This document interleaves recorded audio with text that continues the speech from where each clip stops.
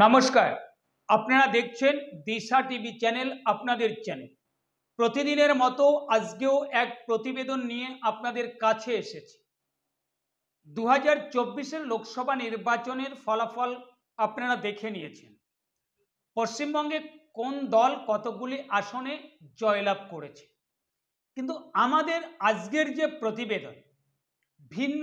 এই প্রতিবেদন অন্যান্য দিনে যে প্রতিবেদন করা হয়, আজকের প্রতিবেদন ভিন্ন। দেখুন, আমরা 2024-এর লোকসভা নির্বাচনের যে দিনক্ষণ ঘোষণা হয়েছিল তারপর থেকে সব রাজনৈতিক দল কিন্তু প্রচার করেছে, বিভিন্ন মাধ্যমে প্রচার করেছে, আপনারা সকলে দেখেছেন। কিন্তু মূল আলোচনার বিষয় যেটা আজ, সেটাই আপনাদের সামনে তুলে ধরছি। আমরা ফেসবুকে কয়েকটি অ্যাকাউন্টে আমরা দেখেছি যে ব্যারাকপুর লোকসভা কেন্দ্রে বহিরাগত চাই না, আমরা বাঙালি এমপি, বাঙালি সাংসদ চাই। তারপরে অনেক ভিডিওতে অনেক কথা বলা হয়েছে, সেটা আপনাদের সামনে আমি তুলে ধরতে চাইছি না। আপনারা দেখে নেবেন, হয়তো আপনারা দেখেছেন কিনা জানি না, কমেন্টের মাধ্যমে জানাবেন দেখেছেন কিনা। তো এই ব্যারাকপুর লোকসভা কেন্দ্রের জন্য কেন এই বাঙালি এমপি চাই, বাঙালি সাংসদ চাই, বহিরাগত চাই না? দেখুন, এটা আমার কথা নয়, যেটা আমি পোস্টে দেখেছি সেটাই আপনাদের সামনে তুলে ধরছি। তো এই যে আওয়াজ, এই যে স্লোগান তোলা হয়েছে যে ব্যারাকপুরে বহিরাগত চাই না, বাঙালি এমপি চাই, বাঙালি সাংসদ চাই, কেন? এখানে বাঙালি প্রার্থী হয়েছিলেন এবং অর্জুন সিং প্রার্থী হয়েছিলেন, সেই জন্য কি এই বাঙালি এমপি চাই, বাঙালি সাংসদ চাই, বহিরাগত চাই না, এই আওয়াজটা তোলা হয়েছিল? প্রশ্ন এখানে। কেন প্রশ্ন আসবে মনে, আপনাদেরও আসতে পারে। দেখুন, পশ্চিমবঙ্গে 42টি লোকসভা কেন্দ্রে ভোট হয়েছে, আপনারা জানেন।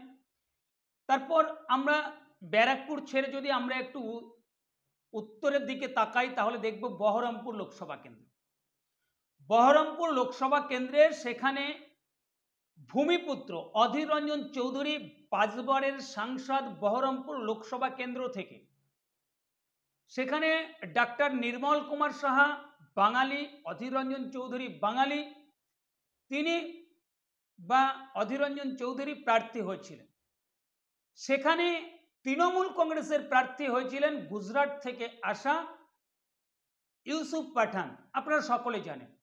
সেই কেন্দ্রে বাঙালি প্রার্থী তো ছিল, সেখানেও তো এই আওয়াজটা, এই প্রচারটা করতে পারতেন যারা এই বহরমপুর লোকসভা কেন্দ্রের জন্য এই প্রচারটা করেছিলেন।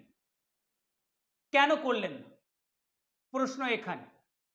আপনারা যারা দেখছেন, আপনাদের মনে কি এই প্রশ্ন জাগবে না যে ব্যারাকপুর লোকসভা কেন্দ্রের জন্য বাঙালি এমপি চাই, বাঙালি সাংসদ চাই, বহিরাগত চাই না, তাহলে বহরমপুর লোকসভা কেন্দ্রের জন্য কেন বাঙালি এমপি চাইলাম না? তারপরের কেন্দ্র যদি দেখি আমরা, বর্ধমান দুর্গাপুর লোকসভা কেন্দ্র, সেখানেও বাঙালি প্রার্থী ছিলেন দিলীপ ঘোষ, আরও প্রার্থী ছিলেন। আর তৃণমূল কংগ্রেসের প্রার্থী হয়েছিলেন কীর্তি আজাদ, আপনারা সকলে জানেন। সেই কেন্দ্রেও কেন বাঙালি এমপি চাই, বাঙালি সাংসদ চাই, বহিরাগত চাই না, এই প্রচার কেন? যে ফেসবুক থেকে, যে সোশ্যাল মিডিয়া থেকে এই প্রচার করা হয়েছিল, সেখানে কেন চাইলেন না বাঙালি এমপি, বাঙালি সাংসদ? প্রশ্ন তো থাকবেই। যারা এই আওয়াজ তুলেছিলেন তারাও নিশ্চয়ই এই ভিডিওটা দেখবেন, তো কমেন্টে জানাবেন কেন চাইলেন না আপনারা। তারপর যদি আমরা আসানসোল লোকসভা কেন্দ্র দেখি, সেখানেও কিন্তু বাঙালি প্রার্থী ছিল, সে নির্দলের প্রার্থী হতে পারে। সেখানে কিন্তু আমরা এই আওয়াজটা তুলতে দেখিনি বা এই প্রচার করতে দেখিনি বা শুনিনি। কেবলমাত্র ব্যারাকপুর লোকসভা কেন্দ্রের জন্য এই প্রচার করা হয়েছে। কেন করা হয়েছে, কার জন্যে করা হয়েছে, কার স্বার্থে করা হয়েছে। আমরা যদি বাঙালির হয়ে কথা বলি তাহলে তো 42টি লোকসভা কেন্দ্রে বাঙালির হয়ে কথা বলার দরকার ছিল। যে সোশ্যাল মিডিয়া, যে ফেসবুক পেজ থেকে, যে ফেসবুক অ্যাকাউন্ট থেকে এই প্রচার করা হয়েছিল, তো আর 3টি কেন্দ্রে করলে কি হতো? আমরা তো বাঙালি এমপি পেয়ে যেতাম। এখন আমরা কি বাঙালি এমপি, বাঙালি সাংসদ আর 3টি কেন্দ্রে পেলাম? প্রশ্ন এখানেও। দেখুন, আমরা বহিরাগত অনেকে বলে থাকে, আমি বলছি না, অনেকে বলে থাকে, বাইরের রাজ্যে থেকে যারা প্রচার করতে আসেন তাদেরকেও অনেকে বহিরাগত বলে থাকেন। কিন্তু এখানে যখন ইউসুফ পাঠান যখন প্রার্থী হয়েছেন, কি বলবেন? প্রশ্ন এখানেও।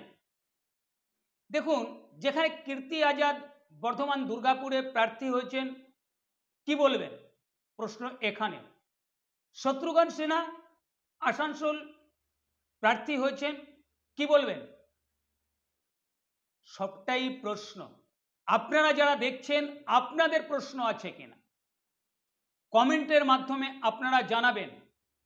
যে আমরা যদি একটি কেন্দ্রে কেন বলবো যে বাঙালি এমপি চাই, বাঙালি সাংসদ চাই, এখানে কারণটা কি? এখানে কি অর্জুন সিং বিজেপির প্রার্থী হয়েছে তার জন্যে? আর 3টি কেন্দ্রে তৃণমূল কংগ্রেসের প্রার্থী হয়েছিলেন ইউসুফ পাঠান বহরমপুরে, বর্ধমান দুর্গাপুরে কীর্তি আজাদ, আসানসোলে তৃণমূল কংগ্রেসের প্রার্থী শত্রুঘ্ন সিনহা, তার জন্যে কি? প্রশ্ন এখানে। বলছি না, হয়তো তার জন্যে হলেও হতে পারে সেই সব কেন্দ্রে বহিরাগত চাই না, বাঙালি এমপি চাই, বাঙালি সাংসদ চাই, এই প্রচারটা হয়তো তার জন্যে করা হয়নি। আপনাদের মূল্যবান মতামত আপনারা জানাবেন। আমি বাঙালি, আপনি বাঙালি, আমরা একজনের জন্যে চাইছি, আর 3টি কেন্দ্রে আমরা চাইলাম না। প্রশ্ন এখানে। আমাদের প্রতিবেদন, আমাদের ভিডিও যদি ভালো লেগে থাকে তাহলে অবশ্যই একটি লাইক করবেন, ভিডিওকে শেয়ার করবেন, আর যদি সময় থাকে একটু চ্যানেলটাকে সাবস্ক্রাইব করবেন। ধন্যবাদ। দেখা হবে অন্য কোনো প্রতিবেদন। ততক্ষণে আপনারা ভালো থাকবেন, সুস্থ থাকবেন। একটি কথা বলবো, আপনাদের মূল্যবান মতামতটা, এই যে প্রতিবেদন শুনলেন শেষ পর্যন্ত, আপনাদের মতামতটা আপনারা কমেন্টের মাধ্যমে জানাবেন। ধন্যবাদ। দেখা হবে অন্য কোনো প্রতিবেদনে। ততক্ষণে আপনারা ভালো থাকবেন, সুস্থ থাকবেন। আজকের মতো এখানে।